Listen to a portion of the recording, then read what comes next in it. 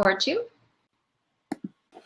Hi, welcome to our webinar, our video chat. I'm Catherine Holt, and I'm here with Lauren Ezell. New last name. New last name, Manier. Manier. Newly married.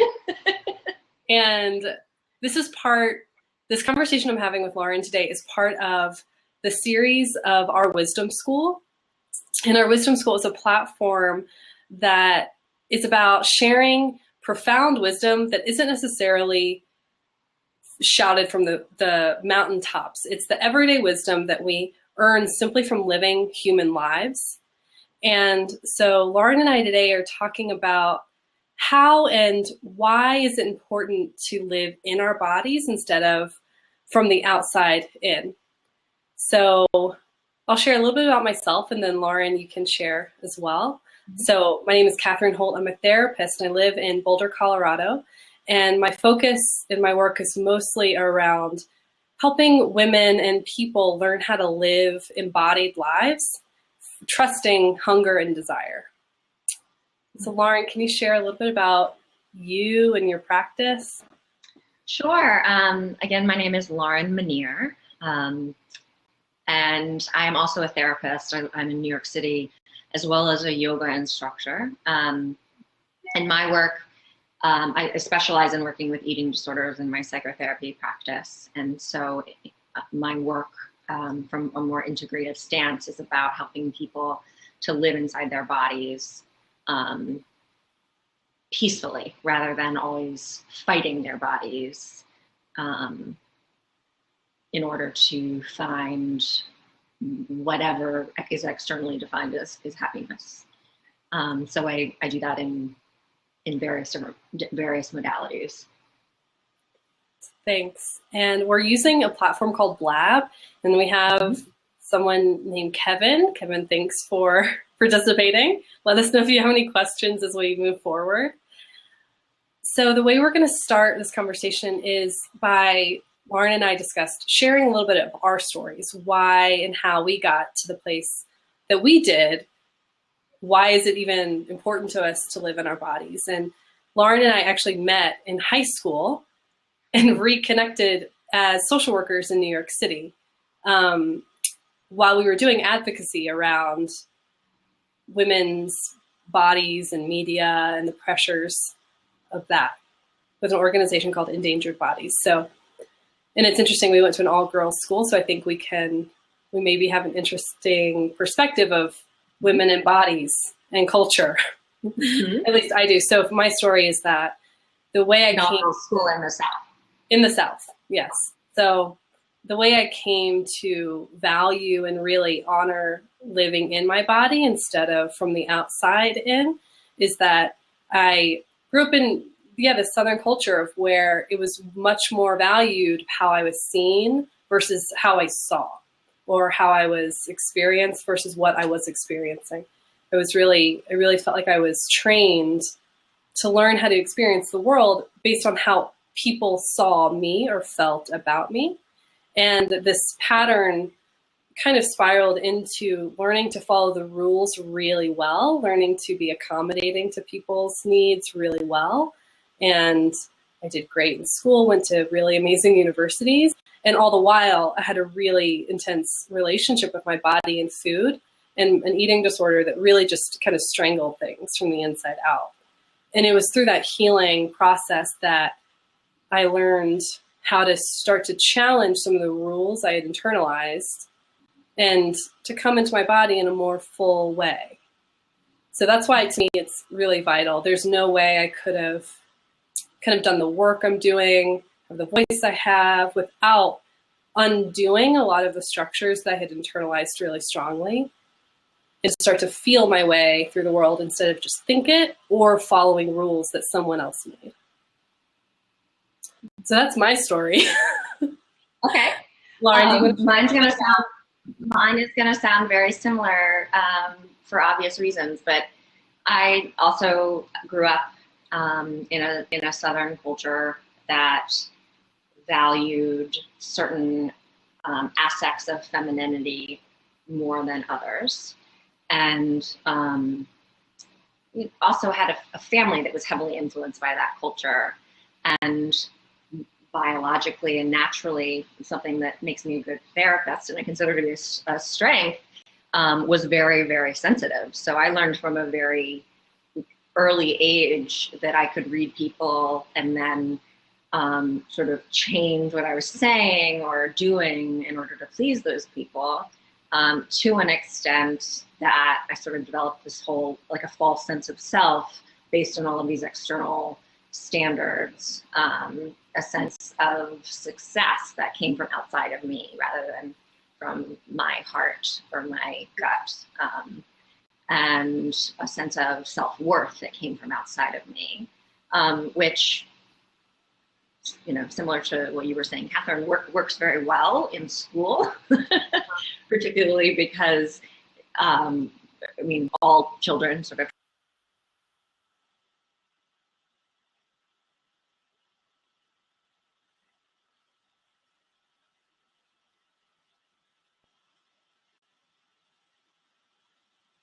have to, internet browser crashed. So when I take a break from talking, I'll see if I can get logged in through a different browser.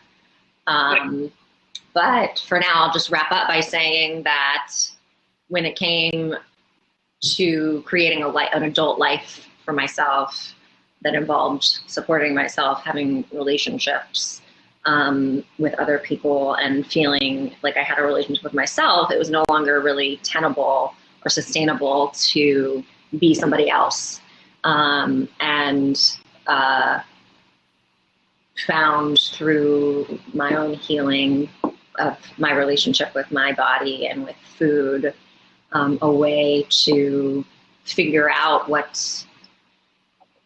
to differentiate between signals that are coming from inside of me and signals that are coming from outside of me, which is not all that easy to do in the kind of culture that we have.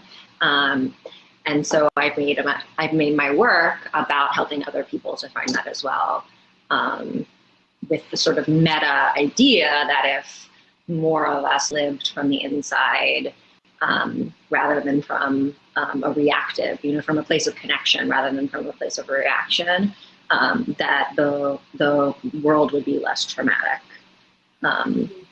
We'll see. If that ever happened, I'd be out of a job. So I guess that, but that's sort of my larger mission. Yeah, and I think that speaks to before we started recording, Lauren and I were having a conversation about how this work is so experimental. Like, we don't know the effect of living in our bodies. Like, we don't know what it will lead to, because it's, to me, the living from within versus from the outside in is just this immensely untapped resource. So it's not as simple as, if you live from your body, your life will be amazing and you'll feel great. It's, unfortunately, like, marketing that sells that, I don't believe is true, and it's misleading. I'm on a browser that won't crash, and you'll be happy to know that I heard everything that you said. Okay, great. So, so there's this, sense that, I wish I could promise that living from our bodies, like being able to feel and go from there, would create these lives of bliss and ease. I don't know that. Although I can say the reason why it matters to me is that, sort of what you were speaking to, is that it helps me feel like I'm in more integrity, at least. There's some alignment. And in that regard, I feel much less anxiety, sort of existential anxiety and stress, because it's coming from a place within versus some rules or some outside influence that I can't really tell why I'm doing what I'm doing. Mm-hmm. So I'm sort of starting to speak to this first question of, why is it important to you to live from within your body versus from the outside? For me, the question is twofold. It's personal, or my answer is twofold. It's personal and it's also political. I think that my experience of myself from a very young age was that I was competitive with the boys, and that was upsetting to me.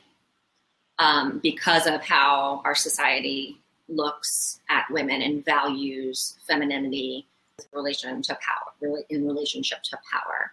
And I always tell this little story of being in like a life skills class in 5th grade, and we played a game where you passed a piece of paper around and wrote a nice thing about everyone in the room. So everyone had a paper, and then each person wrote a nice word or a compliment. And like the most popular boy in school wrote genius on mine. And I was heartbroken because I wanted to be nice or pretty or,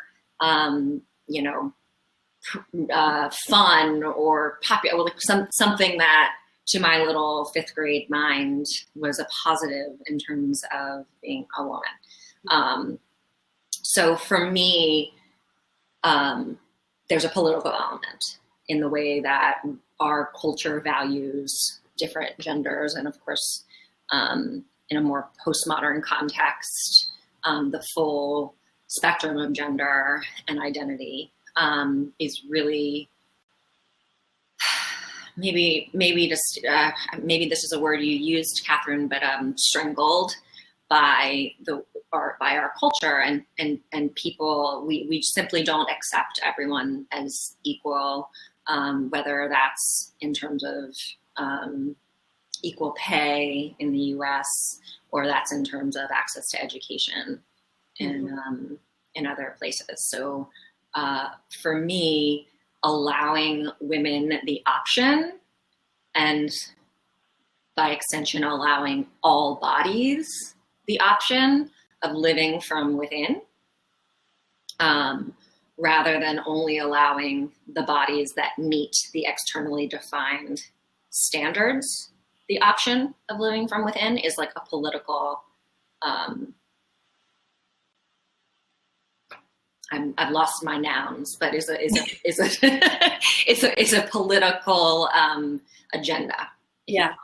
But it's very personal because I always think of my own development as a girl in terms of how I would want to be a mother and how I would want to, whether or not that's biological or whether that's, mothering friends or other people or patients or other people's children and girls that I encounter, and how I can best be available emotionally. And I think that the political or the discrimination, the gender discrimination, and it goes beyond gender, but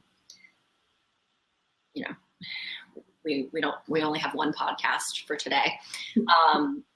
Really, I think that the oppression or the discrimination that I spoke about that we experience in our bodies really impairs our ability to relate to other people.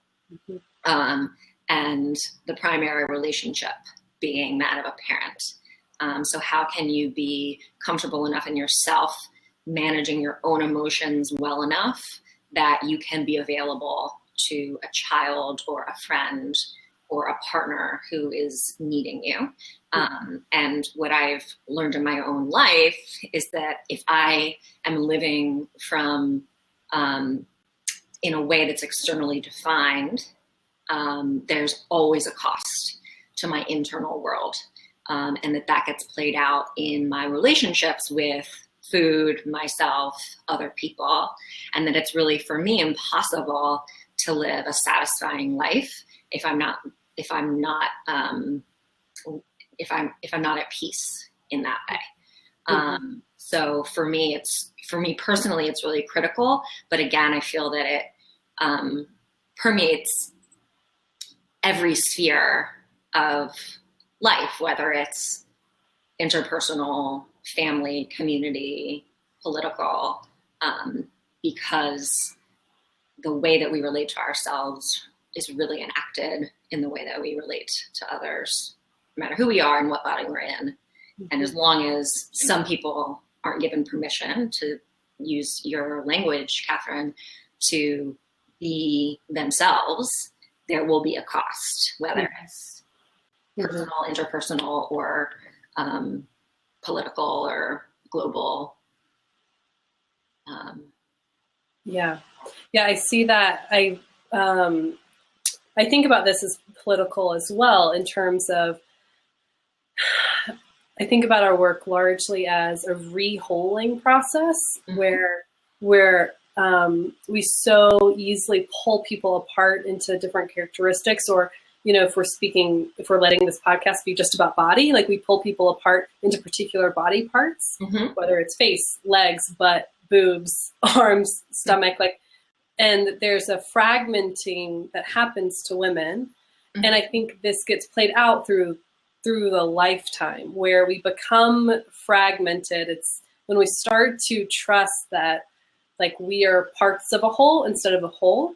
I think we internalize that felt feeling of, I'm not a person, or I'm just my job here. I'm a mother here, instead of this integrated, or the size of my waistline. Yeah. So to me, it's political in that we're pulling all the pieces back, refusing to be sort of picked apart and dissected, and saying no, all of these parts are valid. Even my emotions that might be pathologized or labeled as crazy, even those are welcomed, because even those have wisdom for me. And there's a little bit of subversion that is enacted when I say, no, you know what, I'm going to live in my body, and I'm not going to treat myself as ill for doing so. And if an emotion is released in that process, that's also not ill. So there's that, that's sort of what I see as permission. And, just to kind of be specific, we're talking in this podcast, we are talking more about the feminine woman gender. And yes, gets complicated when we think about a spectrum, but I want to honor that as well. So Lauren, sorry to interrupt. I have a colleague who always says that she's a psychiatrist, and she always says that she's never met a crazy person. She's only met people in crazy circumstances. Right. There's sort of the gaslighting that can happen, I think, with women and bodies. It's really easy to think something's wrong with our bodies versus something that's wrong with what we're told about our bodies. And I think that's why it's helpful to be around. That's why I'm having these conversations, is to have representatives who aren't going to believe that anymore, and who are actually saying you know what, this is a lie, and standing for it, because it is hard to hold that place in a culture that reinforces it so strongly. So we're kind of diverging actually into the why is it so hard to live in our bodies. There's this big influence now. People are actually, through yoga, dance, whatever it is, really becoming more interested in living from our bodies. And I don't believe it's that simple, actually. So why is this so hard, Lauren? Oh, patriarchy is my answer to everything. But no, blame it on the patriarchy. That's not wrong, but at the same time, I think that we can break it down a little bit more. And even I think the thing that always, I'm obviously very involved in the yoga community in New York City, and have been, and something that always comes up for me, not always, but at times comes up for me, is that even a practice that's about living in the body can be commercialized. And so if you take the idea that we're being sold an idea of what we should be, you can be sold the idea that you should be a yogi in the same way that you can be sold the idea that you should be a thin woman who wears red lipstick, or I'm imagining some sort of advertisement in a magazine. So I think that's part of what makes it so hard, is that no one knows what is true except the person in a given body. When we were prepping for this talk, Catherine and I were sort of laughing, about how difficult it is to market this kind of work, because nobody really knows what they're doing. We're all just doing this experiment that is trying to be authentic and well and whole in the way that we relate to others and to ourselves, and that's a constant practice. It's not something that you learn to do. It's something that you have to work for all the time. So it takes constant effort, and our world, is a barrage of cues that contradict that effort, whether it's marketing, whether it's, traumatic interactions from day to day that make you feel that, bullying or, catcalling on the street, or, an enactment of something sort of discriminatory or oppressive within a relationship, which doesn't necessarily mean that the relationship is bad even, but it can be just a reflection of the culture. It's like in us, and it's around us, and it's between us. And there is no way to escape that except, in moments when we're having these conversations or going on a meditation retreat or whatever, maybe, really getting away. But it's, I think the nugget that I'll leave you with is the idea that it's nobody's fault.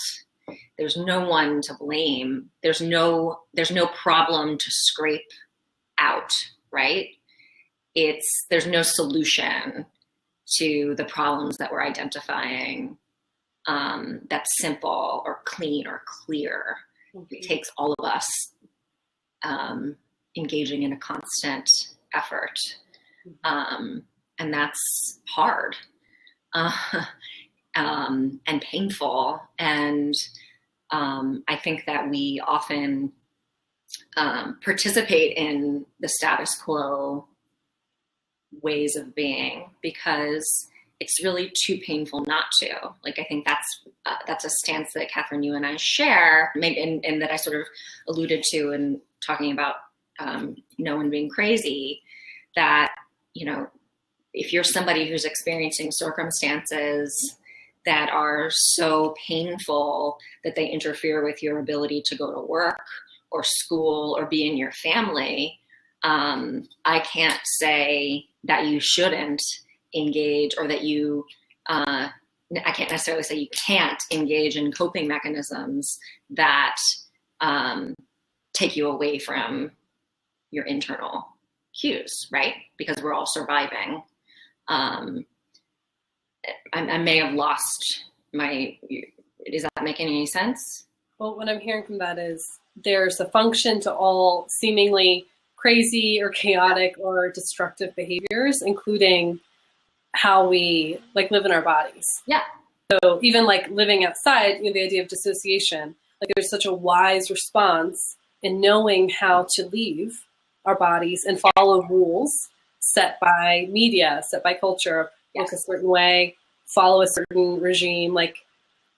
There's a lot of wisdom in that. It's tantalizing, right? And it's tantalizing that maybe if I change myself just this little bit, all of this suffering that I have will go away. And that is the fantasy we're sold. Mm-hmm. There's so much if just. Mm-hmm. If just I did X, Y, Z, if just, on one level, it's if just I lost whatever amount of weight or changed some shape of something, or if I just got another degree or just another program. There's so many if just. Another podcast. Yes, exactly. And there's that sort of seduction of a destination that doesn't really arrive except in this present moment, right now, in our bodies. Yeah. And I think, speaking to what you're saying, that just under the surface, so often what I see with clients and even with myself when this was a new territory, just under the surface of being not in my body, the first layer is pretty painful.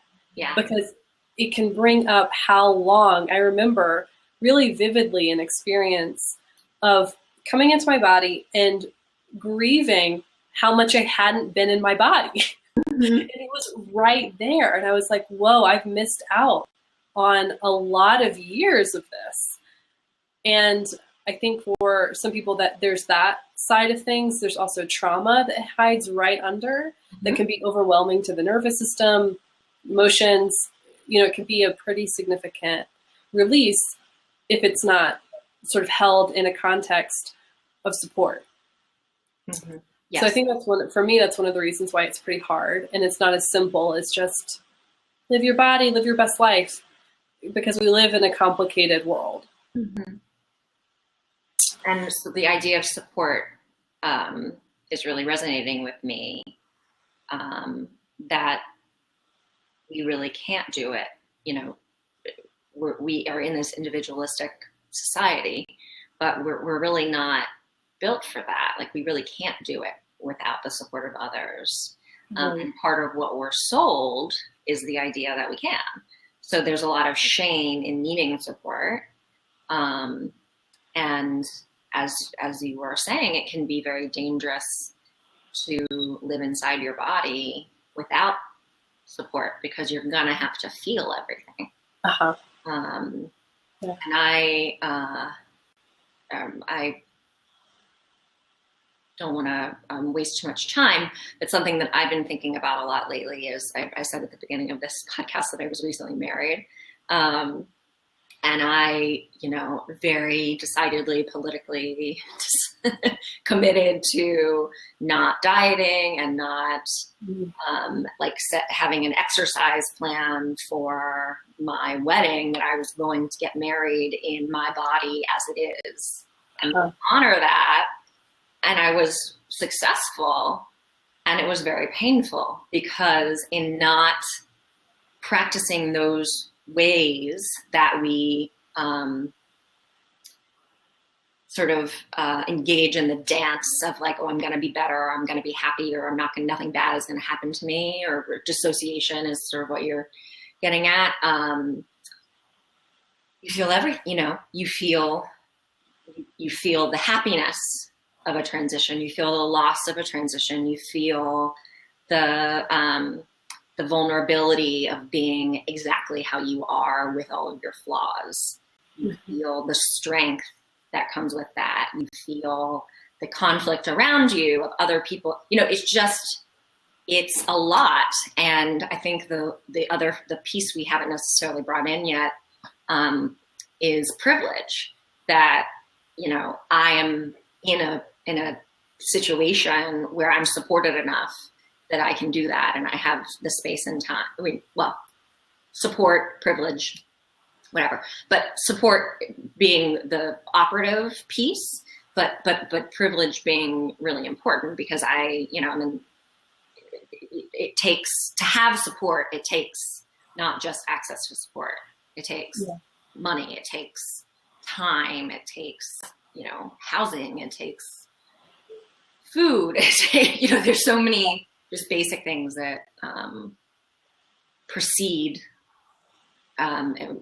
Just thinking about like Maslow's hierarchy of needs, right? Mm-hmm. Like it's impossible. Yeah, this is a luxury. Yeah, the conversation that we're having is a luxury conversation. Yes, right. It's impossible to live within yourself if your life is in danger all the time. Right. Yeah. Yeah, I think that's important to honor as well. Mm-hmm. So from here, where are we? I'm not sure. So everywhere. Yeah, I feel really strongly about all this content of the why it's hard. Mm-hmm. For some reason, I feel really passionately about really helping people feel like if it's not as simple as going to a yoga class and being able to feel your body, then you're not alone and you're well trained, like as we all are, to live in a world in a particular way. So we'll just start with that invitation for gentleness. Mm. And let's transition a little bit into, so we understand that this is hard. These are some of the reasons why it's hard. We live in a world that forces images and rules about being a woman, living in a particular body, just like down our throats constantly. Mm-hmm. We're sold a lot about what foods make us good or bad. Mm-hmm. and we're sold essentially how to be in the world in a way that helps other people feel comfortable. I think is a lot of what the underlying message is. Mm-hmm. Let's make us feel convenient and accommodate. It's like the wanting to be nice and pretty. Mm-hmm. Almost like you're a decoration on a table. Like, let's let Lauren just be like nice and pretty sitting on the table instead of this Lauren, which is really inconvenient to say, I'm actually feeling this transition of getting married in a full way. And I want to talk about how Lauren who has things to say that, aren't always likable. Right. Mm-hmm. I always say like, I'm such a party, like buzzkill. Here we are. Okay. So in terms of the how, what we're going to do for the next 20 or 30 minutes is transition into how, even though this is challenging, how do we do it anyway? Because that's what we're up to is, it's hard and we got to get in our bodies anyway, because that is the source of power in the world, of knowing, of being some of this change that we're looking for in my sense of things. So, Lauren, what is your take on how we get in our bodies? I know we discussed this before, but I still feel overwhelmed by the question, which I think speaks to what we're saying. That's a big question, and I'll reinforce it requires a lot of support to do. So I think that, you were saying you invited us to be gentle.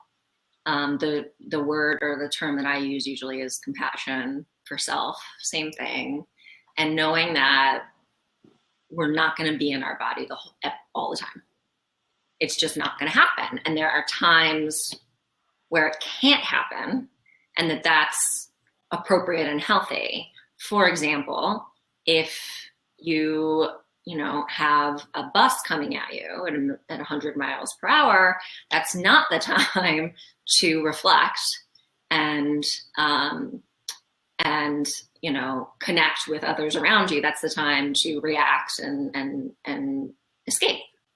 So I think that for me, and I use this with clients a lot, the information about our physiological responses to stimuli is very helpful in terms of cultivating compassion for the self, that we have a nervous system that is programmed to react to danger. And again, I don't want to go too far into that.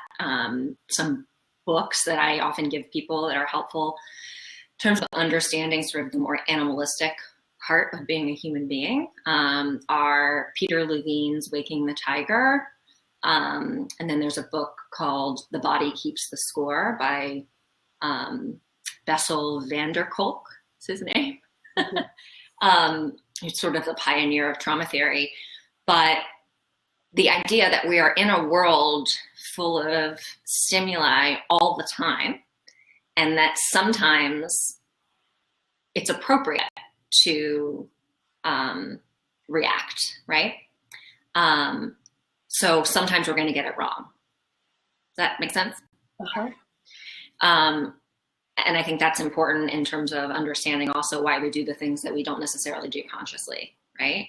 And no matter, we're sort of all in this experiment together, and all of us have things we do unconsciously that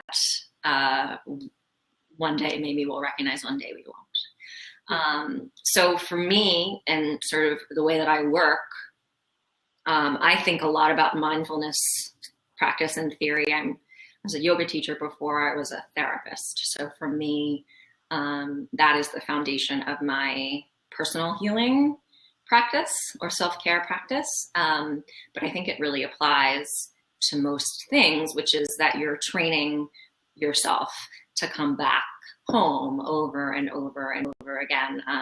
There's a book called A Path with Heart by Jack Kornfield. It's about mindfulness and yoga. And he describes the attempt to meditate as training a puppy, right? So you're not training a puppy expecting them to go to the bathroom on the pee pad every time in the future. Once you've shown them once, you're training a puppy with compassion and firmness and repetition, and bringing them back to whatever behavior you are expecting from them over and over and over again. And if the situation gets really stressful, the puppy might, like, if, I don't know, like 5 dogs come in the door that are bigger than the puppy, whatever it is, the puppy might forget what it's supposed to do. And that's also normal, that we have to derail and come back over and over and over again, which can be very frustrating because you're never done. But for me, again, my work is with eating disorders, and that's a frame that resonates with me. But I also think that eating is difficult and powerful and profound because it's so basic and so primitive. And it's, one of the first things that we learn to do intuitively in the body. We cry when we're hungry, and we turn our heads away from the breast or the bottle when we're full as infants. And somewhere between that experience and being an adult, a lot of other things get in the way and influence the decision of when to suck and when to turn away, when to eat, when to feed, and when to stop eating. And then I think the metaphor of hunger and eating, which Catherine you also use, really extends itself to the idea of self-care, that we have, to the idea of living in a body from a more holistic framework, within a more holistic framework, that we have, physical hunger, we have emotional hunger, we have spiritual hunger, we could go on and on and on and on, depending on the person and the day. So for me, the practice, and in my clinical experience and training, I studied with an institute that works from this position, which is that when you address physical hunger, you also address desire. And that there is a connection for people and for the self in learning to feed oneself literally and figuratively. And that those two things are interconnected. So for me, I think the most basic practice of living from within a body is attuning to hunger and satiety, fullness, and which surprisingly, I work with eating disorders, but I also work with people who don't have clinical eating disorders. I sort of feel like the term eating disorder is limiting, because it suggests that only people with, this disorder struggle with hunger and fullness in their bodies. And that's simply not true. I would hypothesize that most people do. And we could go on and on about why that is too.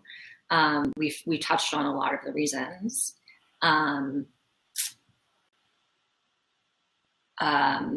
the experience of really tuning in to one's internal sense of hunger really extends and informs the experience of living from within a body, and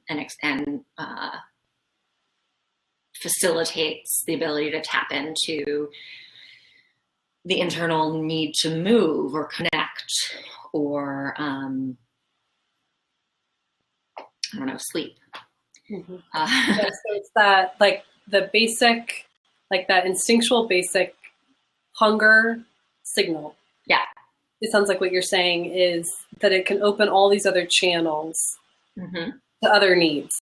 Yes. So your recommendation is to start with that one and to see with non-judgmental, with non-judgmental, which is the key. With mindfulness. So mindfulness, I find people usually ask me what mindfulness means. And And I'll say that for me, mindfulness is a state of mind that is non-judgmental and not attached and aware.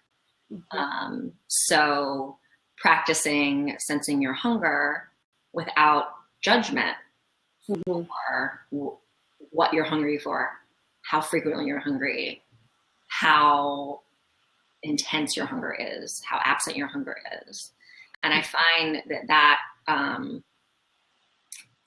is really rich for people who are living from the neck up. Mm-hmm. Yeah, I would echo what you're saying as well. For me, the how of getting into the body, I think is so, it's nice to make it as simple and basic as possible. And there isn't much that's more basic than hunger. I mean, one thing that I start to work with clients around in terms of how to get in the body is simply noticing, using these mindfulness skills of, well, what do you feel physically? What is hot? What is cold? Mm-hmm. What feels tense? What feels relaxed? What's the quality of your thoughts? Do they feel fast? Do they feel slow? Are they foggy? So those very basic mindfulness skills. And then with hunger, are you hungry? What's the intensity? 1 to 10? Like, are you about to jump out of your skin? You're so hungry. Are you like collapsed on the floor? You're so full. Mm-hmm. Just to start to identify the subtleties of hunger.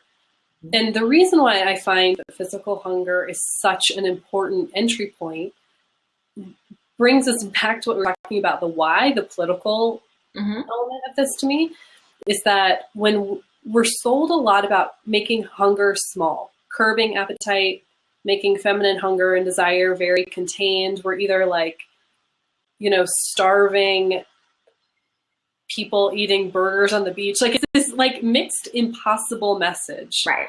Or we're like pious and good, or like sex hungry maniacs. I mean, it's such like a wide variety of what we're sold. So starting with the hunger, like what are you actually hungry for? Like what if it was that simple?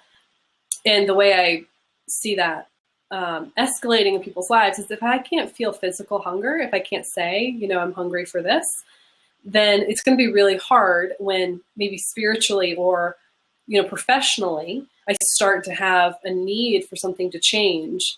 It's really hard for me to track those more subtle hungers that impact my life in a larger way if I can't feel physical hunger. So that's why I think these are really tied in a lot of the spiritual work I do with people. I work with like a psycho-spiritual model more than a super clinical analytic model, because they're just too intertwined in my experience. And while Lauren, you use yoga and mindfulness, I think for me, the next how step is movement. Mm-hmm. So dance, listening to how my body wants to move, that really sort of changed. That's really when things started to change really dramatically for me, is when I started to trust that my body could show me how it wanted to move in a way without me having to tell it how to move. And that somehow there was an intuitive thread there. Same way with hunger, there's an intuitive thread, like through the rhythms of the month. Like sometimes I want to eat more during certain weeks of the month, and some weeks I have no appetite, and like, can that be okay? So there's a process of letting the rhythms be what they are and not pathologized. Our hunger will not stay the same through the month. Our desires through our lifetime will not stay the same. And that's to me where it becomes more feminine. It's like trusting the non-linear movement of the hunger cycle, of the movement cycle. So those are the hows: mindfulness, hunger identification, and some movement and dance. Lauren, would you be willing to lead us through a breathing practice to practice one of these? Sure. And I, as you say that, realize I didn't say that. I did not mention breath work explicitly, but I think that, says the yoga teacher, but breath is the current between mindfulness and movement. It's the tool with which you can practice being in your body, or, you know, through the absence of breath. You can be doing embodied move, you know, yoga or something else and not be in your body if you're not breathing. So for me, breath work is really critical. Just teaching people how to breathe is really critical. And it's also sort of a lifesaver, like a life vest for myself and for others, when you can't necessarily like coax the puppy away from the chocolate cake that fell on the floor to like, I'm taking this too far, but you know, when it seems like nothing else will work, I often rely on my breath. Yeah. Okay. So I'm going, and I'll say that is for me the connection between my psychotherapy practice and my yoga practice is, you know, I bring my yoga practice into the treatment room with my breath, and I breathe with people. And there's something so powerful. I do a lot of therapeutic yoga sessions that really amount to breathing with people. And how containing that experience of being held emotionally is for people, and that we can, and what's so magical, I mean, you know, not literally, but awesome, striking, that's word, is that we can do that for ourselves, right? We can hold ourselves with our breath.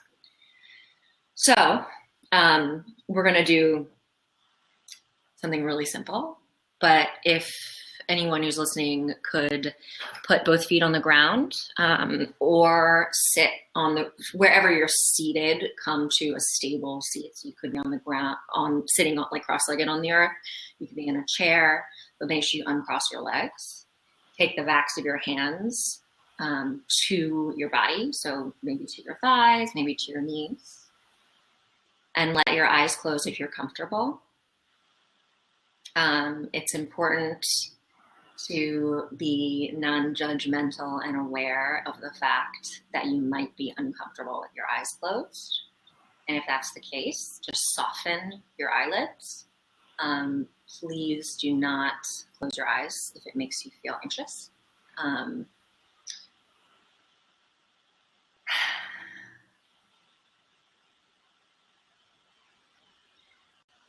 Start to notice what's going on in your body. Start to notice the cadence of your breath. Any discomfort that you might have, any feelings that are coming up for you. And then simply close your mouth and take an inhale through the nose for 3 counts. Inhale, 2, 3, and exhale for 4, 3, 2, 1. Mouth closed. Inhale through the nose. 2, 3. Exhale for 4, 3, 2, 1. We're going to extend the breath. Inhale for 4, 3, 2, 1. Exhale for 5, 4, 3, 2, 1. Inhale for 4, 3, 2, 1. Exhale for 6, 5, 4, 3, 2, 1. Inhale for 5, 4, 3, 2, 1. Exhale for 6, 5, 4, 3, 2, 1. Take a deep inhale.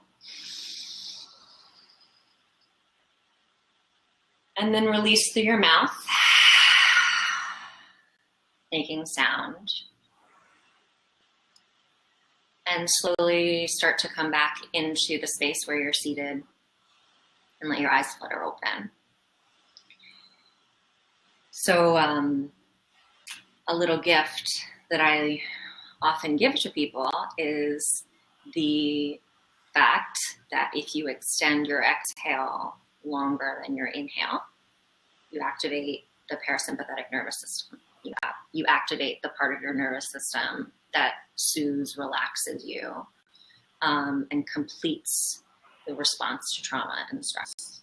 So that's something that you can pull out of your little mental toolbox if all else fails. Thank you. Sure. So I'm going to offer, before we end, I'll offer my how to get in your body experiment that we aren't going to do on camera, but here's the practice. And I learned it from my friend Rochelle Sheik, who developed Koya, and it's called the Dancing Oracle. And since dance is more of how I get into my body fully, the practice is to get on your Spotify or whatever playlist you like. You push shuffle and trust that whatever song that comes on is the right song for the day, and let your body show you how it wants to move.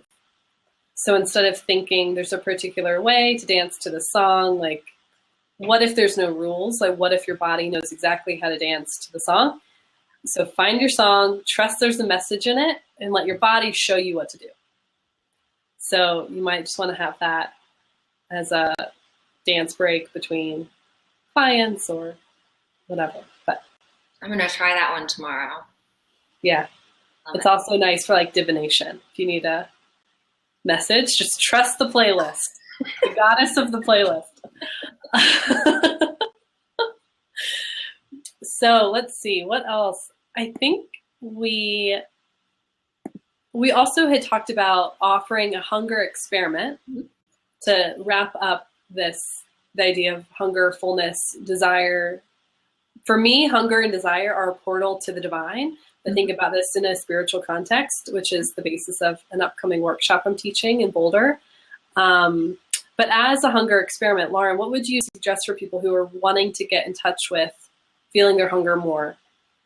Sure. So this is an exercise that I give to clients when I feel like they're ready. So you may or may not be ready for this, and that's okay. The goal is to notice. The goal is not to execute the experiment. And I find that in journeying through this hunger experiment, you can learn a lot about what your relationship is to your hunger, what your relationship is to your body, and what your relationship is to food. So it's pretty simple. The idea is that you wait for a day when you have nowhere to be. So there's no schedule, no obligations. Usually a Saturday or a Sunday is best. And you don't eat until you feel hunger pangs physically. Some people feel that in their stomach. Some people feel it in their chest. Some people feel it in their throat. But we're looking for a physical sensation.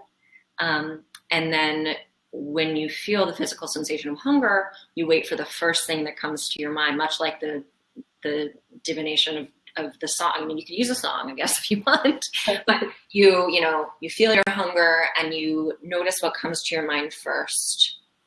And then you give yourself permission. Say it's Saturday morning and it's pancakes. You give yourself permission to have pancakes, but then you also take the time to go to a restaurant to get the pancakes that you want, or go to the grocery store and prepare the pancakes that you want, and sit with the hunger that you have while you prepare exactly what you want, and then see if you can be mindful for the experience of feeding yourself with that food. So the idea is to eat it mindfully, so with non-judgmental awareness, non-attachment to how fast, how slow, how much, how little you're eating. Hunger is a funny thing. It can come and go, and it can also, but it always comes back. So the idea is that no matter how far you get in this hunger experiment, you can always begin again, because your hunger will always come back. Yeah. We get lots of chances. Yeah. to try again with that one. Yeah. Okay, thank you. I think that's a great place to help us wrap up. Is there anything that you want to end with? I don't think so. Okay. So thank you all to people watching. If you want to get in touch with Lauren, how do people find you? Oh, that's a good way to end.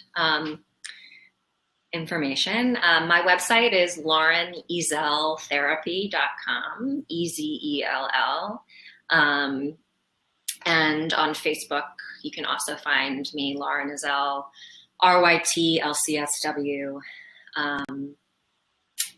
And I'm scanning for other social media accounts. I think that's the best way. Okay. It's overwhelming sometimes to me. Yeah. But you can, shoot me a message or shoot me an email. You can also just email me directly at ezell.lauren@gmail.com. Yes. And my website is catherinechholt.com. And if anyone's interested in going a little bit deeper into this work, I'm leading a day-long retreat called True Hunger, Reclaiming Hunger and Desire in Boulder, Colorado on April 30th. It's a full-day workshop diving into our own personal stories, our own personal relationships with our bodies and food, hunger and desire. And we'll be using ritual and ceremony and some more energetic healing tools to help us move through some of this in community. So that's what we'll be up to. And thank you, Lauren. Mm-hmm. And we will be back, I'm sure. We will. Thank you, Catherine. Yeah, thank you. Okay. Good night. Good night.